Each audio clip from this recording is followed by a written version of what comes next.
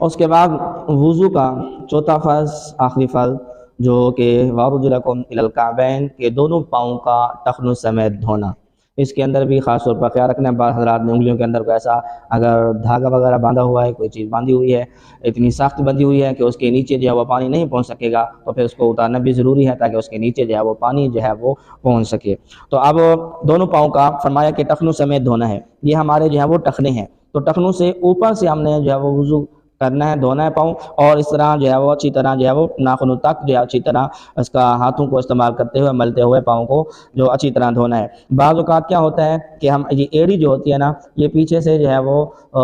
پانی جو ہے وہ صحیح طریقے پر نہیں پہنچتا، اس وقت کے جب جو ہاتھ کو استعمال نہیں کیا جاتا، ہاتھ کو اس کے ساتھ مالا نہیں جاتا جسم کو، تو پھر وہ پانی جو ہے وہ اگرچہ اوپر سے پہنچ جاتا ہے لیکن نیچے جگہ جو ہے وہ خشک رہ جاتی ہے، خشکی کی وجہ سے، جیسے کہ سردیوں کے موسم میں جلد جو ہے وہ خشک ہو چکی ہوتی ہے، تو اس کے نیچے جو ہے وہ پانی اوپر سے بہہ جاتا ہے لیکن پانی جو ہے وہ جسم پر صحیح طریقے پر نہیں پہنچتا۔ تو خیال رکھنا ہے کہ اچھی طرح جو ہے وہ ہاتھ کو ملتے ہوئے استعمال کرتے ہوئے، تاکہ ایڑیاں جو ہے وہ خشک نہ رہیں اور وضو جو ہے وہ کامل طریقے پر ہو سکے۔ اور یاد رکھیں کہ ٹخنوں سمیت دھونا ہے، یہ ٹخنے ہیں تو ٹخنوں سے تھوڑا سا اوپر کر کے دھوئیں گے تاکہ ہمارا وضو جو ہے وہ مکمل کامل طریقے پر ہو سکے۔ اب اس کے اندر جو خصوص طور پر خیال رکھنا ہے وہ کیا ہے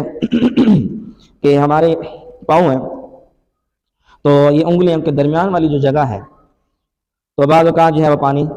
پہنچ جاتا ہے، اور بعض اگر ایسی اتنی تنگ ہے کہ پانی جو ہے وہ بغیر خلال کیے جو ہے وہ نہیں پہنچے گا، تو پھر خلال کرنا جو فرض ہوگا کہ خلال کریں گے، اور خلال کے ذریعے جو ہے وہ پانی جو ہے انگلیوں کے درمیان میں پہنچے گا۔ ویسے خلال کرنا سنت مستحب ہے، لیکن جب انگلیوں کے درمیان پانی بغیر خلال کیے نہ پہنچے تب جو ہے وہ خلال کرنا جو ہے وہ فرض ہو جاتا ہے، تاکہ خلال کریں اور پانی جو ان کے درمیان میں جو ہے وہ پہنچ سکے۔ اور خلال کرنے کا جو ہے وہ طریقہ کیا ہے؟ خلال کرنے کا جو طریقہ ہے وہ یہ ہے کہ یہ ہمارے ہاتھ ہے، ہاتھ کی جو ہمارا جو الٹا ہاتھ ہے، بایاں ہاتھ ہے، اس کی جو چھوٹی انگلی ہے،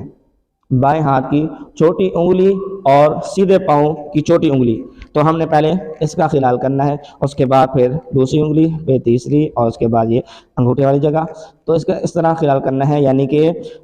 چھوٹی انگلی سے شروع کرنا ہے اور انگوٹھے پر جو ہے وہ ختم کر دینا ہے۔ اور پھر ہم نے الٹے پاؤں کا بھی اسی طرح کرنا ہے کہ انگوٹھے سے شروع کرنا ہے اور اس طرح کرتے ہوئے ہم نے جو ہے وہ چھوٹی انگلی پر جو ہے وہ ختم کرنا ہے۔ یاد رکھیے کہ خلال کرنے کا طریقہ کیا ہے، ایک دفعہ پھر سماعت فرما لیں کہ